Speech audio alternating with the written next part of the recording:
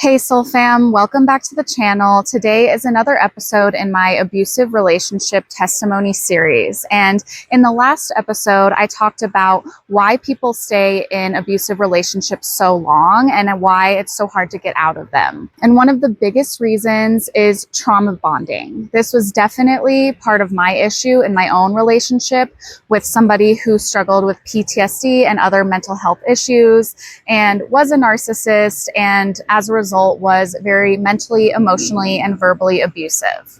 So in today's video, I'm going to be talking about how to break a trauma bond and really what I did in my own experience and my own personal journey.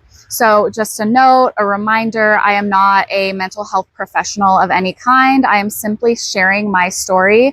So if you feel you need professional help in your situation, whether you are going through a breakup or have broken up with somebody, or maybe just putting the dots together that you are in an abusive relationship, I highly encourage you to simply use this as a resource, but to also seek professional help in terms of breaking a trauma bond, because I only know what I did that worked for me, if that makes sense. But again, I am not a professional. So if you feel you need additional help and support and resources to break a trauma bond, or if you've recently gotten out of a relationship, then I highly encourage you to go to therapy or seek professional help in some way. So there are 4 main strategies I'm going to discuss today in terms of breaking a trauma bond. It's important to stay grounded in reality or get back to reality if you have kind of been in this Delulu land that might have been built by yourself or your partner, especially when it comes to narcissistic abuse. It's really easy to be conditioned to see reality differently or see the reality your partner sees, which isn't always true. A lot of times it's not true. The second thing is faith. Having a relationship with God is literally the main reason why I was able to break this trauma bond and get out of this abusive relationship with my ex-partner. The third thing is to have self-awareness or learn how to become more self-aware. Learning about myself enabled me to break my unhealthy cycles of jumping from relationship to relationship with no break in between, and helped me understand why I kept attracting and was being attracted to the same kind of man who ultimately would mistreat me or even abuse me. And the fourth thing we'll discuss is the no contact rule and how important that is for you to truly move on once you have broken out of your relationship. I have my notebook here again, lots of notes, lots of things to remember. So to start off, it's actually story time. So I invite you to settle down with a cup of coffee or tea, maybe a snack, and just settle in, because I'm going to try to make this as short as possible, but it's really important to understand the context of what happened, because towards the end of my relationship, a very significant event happened that broke the trauma bond, or rather started the breaking process, started putting cracks in the foundation of this trauma bond. It enabled me to snap back to reality, to see things for how they really were and not for how I wanted them to be. It led me to a greater sense of self-awareness, coming back to my faith, trusting God with the entire situation. And when I was able to actually end things with my partner, I did the no contact rule and continued my self-awareness journey, continued my faith journey, and those things really continued to break the trauma bond until it was fully broken. It was Labor Day weekend. My friend had flown in from San Diego, and the 3 of us drove up to Jackson, Wyoming to visit our other friend and her husband. And the weekend was really fun. Nothing really happened until it happened. And for a little backstory, up until that point, or in the recent months before Labor Day weekend, my ex and I were fighting a lot more frequently, and his PTSD seemed to just be getting worse and worse and just more out of control. That's the best word I can use to describe it. He was being triggered more frequently, and when he would get triggered, the abuse was worsening and getting more and more intense. And I found myself just becoming so tired, and I could feel myself on a subconscious level. I couldn't admit this to myself yet, But honestly, I was starting to give up on the relationship. If you've watched my previous videos, then you know that I thought I was responsible for my ex's well-being, and I thought I could save him and heal him with my love. And just given all the events that had happened recently before Labor Day, I was starting to doubt that.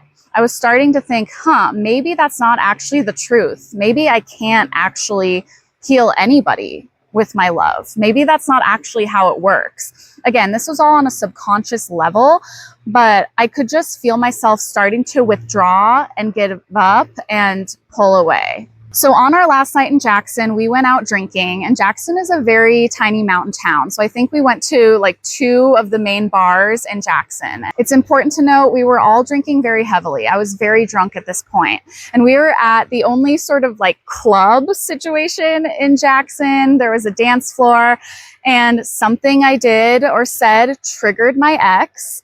And he started having his PTSD flashbacks and doing what he always did, which was be very verbally abusive, very mean, calling me names, just being a completely different person than who he was when he wasn't affected by his PTSD. What happened next changed everything. See, if it had been just the 2 of us, I know I would have taken my ex outside, tried to talk to him about it. We would have ended up probably fighting for hours. I would have been crying. The night would have been ruined, because that's the sort of thing that would always happen. I would always try to make him feel better, even though he was the one hurting me and mistreating me, because I thought it was my fault that I triggered him, even though I was not responsible for his triggers. He was, and he decided to not take responsibility for them. Anyway, I'm getting off track. But this night, I think because I was with my friends, and I honestly think this is just a God thing, the Holy Spirit led me to do something different. Instead of people pleasing, instead of trying to fix my partner, I ran away, crying, into the bathroom. And what did my friends do? They followed me, like good girlfriends do. And in the bathroom, I confessed everything. And granted, I know that being highly intoxicated just took away all the barriers, and like I couldn't even try to hide it. But I know that this was really a God thing. I confessed to my friends how horrible things had been for months, or really years, really the majority of my relationship with this person. I told them in detail about his actions, about his words, the way he had been treating me, about how his PTSD was so unmanageable and how he didn't really want to get help, and how I felt it was my responsibility to fix him and save him. And like good friends, like good girlfriends, they were like, oh my gosh, this is so not okay. All right, we got your back, girl. And they did not allow my ex to speak to me the rest of the night. So when we got out of the bathroom, my partner was waiting there, and they were like, nope, you're not going to talk to her right now. And that set him off even further, because my ex was not used to being told no. Whenever we would fight, whenever he was screaming at me or mistreating me, we would always go in circles, because he always said that we had to figure it out right then and there. He would never let me leave the room. He would never let me leave the apartment. And so I would always be going in circles with him, trying to get out of the situation, trying to fix things, like totally fawning, like a fawn response, right? And this was really hard for me. I will admit, I was so conditioned to believe that I was responsible for his well-being, like I said. And so it felt so unnatural, like going against the very being of who I was, to not speak to him in that moment. But my friends were honestly doing what was best for me, because honestly, we both, well, really all of us were so intoxicated that talking then wouldn't have solved anything. But I still had this feeling like, I have to go fix this. I have to go help him. I have to go make him feel better, even though I was the one feeling hurt and upset. At that point, the night was over, and so we went outside to get a taxi, and my 2 girlfriends were literally like my bodyguards, like on each side of me, and my friend's husband was kind of trying to talk to my partner. But the thing is, when my ex was in that state of having flashbacks, he didn't even really know what was happening, or so he said.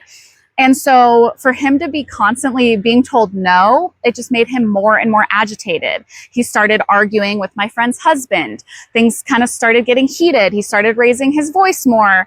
people started looking at us, and it was like, oh my gosh, this could be really bad. So we managed to get a taxi, managed to make it home in the 5-minute drive. Jackson's a very small town. But then things took a turn for the worse. So my ex kept getting more and more agitated, like almost like a toddler, like starting to yell more and just like, Claire, you really need to talk to me, that kind of thing. Like, we need to work this out. And my friends kind of ushered me upstairs, and my friend's husband stayed behind to more or less like block my ex from having close contact with me. And something to note is the stairs of my friend's townhome where they lived was designed where the stairs are on the outside of the building and kind of like a zigzag formation. I think there are 3 or 4 levels. And so my ex was getting louder and louder. My friend's husband was getting louder and louder because my ex was getting more aggressive, more manic the longer time went on. And they started yelling at each other. They started getting in each other's faces. So much so to the point that somebody called the police because they were literally screaming in each other's faces. My friends managed to get me inside and pretty much like forced me to stay inside, because at that point I'm like, oh my gosh, this is getting so bad. I really need to go fix things. I should just go talk to him. Then he'll calm down. And they were like, Claire, no, do not do that. Like, you do not need to give him anything right now. He's being mean to you. It was incredibly difficult, but I stayed put. And not 5-10 minutes later, the police come to the door. So the police inform me that my ex has been arrested for public intoxication and I think disturbing the peace. And more or less, he was just gonna sit the night out in the drunk tank. They asked me if he had ever hit me. They asked me if I wanted to press charges, which of course at the time I was like, no, of course not. Why would I do that? And that was that. He was going to spend the night in jail. I don't believe there was a bail or anything like that. He was just in the drunk tank. And yeah, that night was honestly one of the hardest nights of my entire life. It was just so overwhelming, and I felt so ashamed and embarrassed. It was like having my darkest secrets brought to the light and having all of the heaviness that I had been carrying for so long exposed for everyone to see. And yet, at the same time, I felt relief that I didn't have to handle this on my own anymore, relief that I had support. And I called my parents because I didn't know what to do. I didn't know what was going to come in the morning. So my parents knew. Yeah, it was just really heartbreaking. My friends were adamant that I break up with him because they could see what I could not see. They were in reality. They could see that this person was not treating me the way I deserved to be treated, and he had severe mental health conditions that needed to be managed and treated.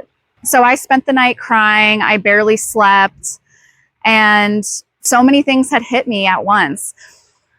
The reality of the situation was this was not okay, and I had been conditioned to believe it was okay. I had thought that if I tried harder and did better, then my ex would treat me right. My ex would treat me better. But that's not how life works. We are not responsible for anybody's emotions or triggers or reactions except our own. So the next morning, I picked my ex up from jail. We had a really awkward 9 or 8 hour car ride home with my friend who had flown in from San Diego. And that was that. Now, I wish I could say I broke up with him the moment we were alone, but that's not the case. Because what do narcissists do? What do misogynists do? They love bomb, they manipulate, they gaslight, they lie. They do whatever they can to warp the situation to where the victim feels like they are the perpetrator and the perpetrator is the victim. My ex convinced me that it was extremely messed up that my friends tried to keep us apart and that had we just talked it out, things would have been fine. So much so to where I ended up calling my friends and asking them if they could apologize to my ex. They were like, girl, we love you, but this is crazy. Like, and if you can't see how crazy this is, the fact that you think we're in the wrong, like, we don't know what to tell you. Like, we love you, we're supporting you from afar, but like, we do not support this relationship and you need to get out. So this was the beginning of the end. I wish I could say I broke up with my ex after that phone call. I wish I could say I broke up with him 2 weeks later when we had our worst fight, like the worst abusive episode to date, but I didn't. I tried. 2 weeks after Labor Day weekend, when my ex was being so horrible to me, I just couldn't stand it anymore. I said, I think I'm done. I don't think I want to be with you anymore. I can't be with you anymore. And in turn, he threw a legit temper tantrum. He was crying, rolling around on the floor, like banging his fists, like grabbing my hands, begging me not to leave him. And so we decided to go to couples therapy. Now, mind you, I had been trying to convince him to go to therapy by himself for years at this point, but I couldn't just walk away because the trauma bond had not been fully broken yet. That's what's important here. The bond had been cracked. I had started to return to reality, but I still had invested all this time, effort, and energy into this person. That trauma bond was still so stuck, still so strong, still so interlinked. I couldn't walk away that easily. I wish I could have, but I didn't. And if you've been in a similar situation, I feel you. I understand what that feels like better than anybody. So from about early October to early December, several things started happening. We started going to couples therapy once a week. At the same time, my ex started hanging out with our neighbor in our apartment complex and started using a specific substance very regularly. This exacerbated his mental health conditions, and in turn, the PTSD and abuse got worse than it had ever been before, and more frequent. While all of this was going on, the trauma bond cracks had really started, like I said before. So my perspective had really changed. I had really shifted back to reality, gotten out of the delusional situation I had been conditioned in by my ex, by myself, honestly. And I started seeing things for how they really were. I started seeing my ex for who he really was in that moment, not for his potential, not for who he could be or who I wanted him to be, but who he actually was and how he was treating me. It's like the rose-colored glasses or the veil had been ripped off, and I was really seeing things in crystal clear clarity. And this made me pull away even more, withdraw and give up even more. And I started to realize and recognize and be able to admit to myself how unhappy I was in this relationship. And because of that energy shift, my ex could feel it. He was very attuned to that sort of thing. And his anxious attachment style worsened. So he became even more clingy and manipulative and controlling, and henceforth why the abuse and mistreatment got worse. So then early December rolled around, and one night I attended a worship night at a church that I had been sort of going to on and off for the last couple of years with a dear friend of mine. My ex was not present. And that night was so special and significant because I felt God's presence on such a deep, visceral level that I hadn't really before. There had been little moments, glimpses in my life of God on that level, but nothing really quite like this. And in that space, I was able to admit to myself and admit to God that I didn't want to be in this relationship anymore. But I was feeling really conflicted. I had put so much time and energy and effort into this person and in this relationship. And like I said before, I was fully convinced that it was my duty and responsibility to take care of him. Like, I was responsible for his well-being. And I was really scared of what would happen if I decided to end things.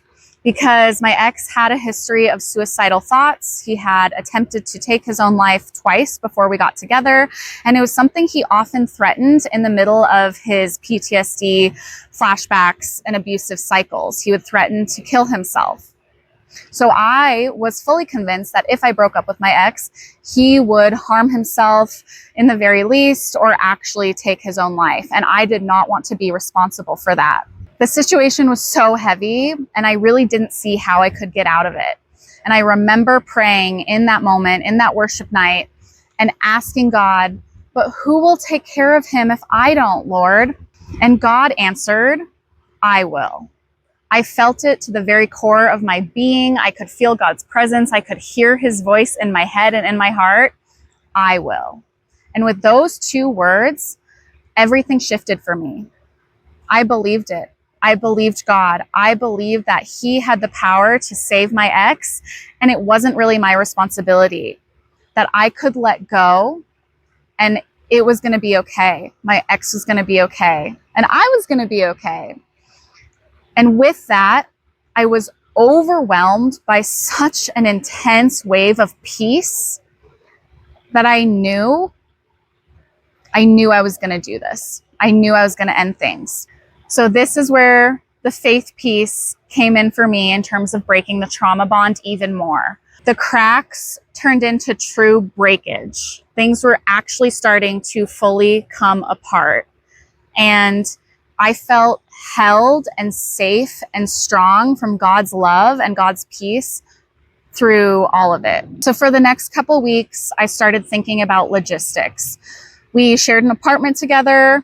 My ex was not on the lease, however, but just thinking about those sort of things. We had a cat together, what it would actually look like for us to detach our lives from one another, because everything was so intermeshed and entangled.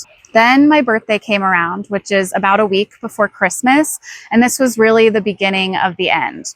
Two major things happened. The first was that I was turning 25, and with that came this massive epiphany that started my whole self-awareness journey, which overall contributed to breaking this trauma bond. I was doing a lot of self-reflection around this time because I was feeling in general really disappointed with what my life had become and who I was as a person. I had spent the entire first half of my 20s in toxic, if not abusive relationships, completely pouring into these men and idolizing them and self-sacrificing and losing myself in them for what? I wasn't happy with where I was in my life. I wasn't happy with the person I was becoming. And I just remember thinking, this thought, it just kept repeating over and over that whole week, really. Like, I thought I would be in a different place by now. And it really started me down the path of self-reflection and self-development, because even though I couldn't quite answer it yet or answer myself yet, there was this tiny voice inside of me like, there's still time to change. There's still time to grow. The second thing that occurred around my birthday was that I got in another big fight with my ex, which led to him spending even more time at the neighbor's house, coming back really late at night, not answering my phone calls or text messages, and ultimately led to him staying in our apartment and not joining me at my parents' house for Christmas. That Christmas was hands down the worst Christmas of my entire life. I spent the majority of the day on the phone, fighting with my ex, crying, him threatening suicidal things. And yeah, it was really, really bad.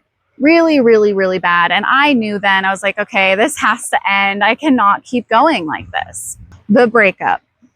So the day after Christmas, I returned home. Things were very tense and awkward between us. We might have gotten into a small fight or a small argument, but then the next day, I distinctly remember this because this was really the moment, the straw that broke the camel's back. We got into another fight. His flashbacks kicked up again, and he left. He went to the neighbor's house to party, do whatever he was doing over there, and I don't think he came home that entire night. Or if he did, he came home early in the morning and slept on the couch. I'm almost positive he didn't even come home, because that was the night I decided it was over. I called my parents, told them I was going to be coming home after work the following day.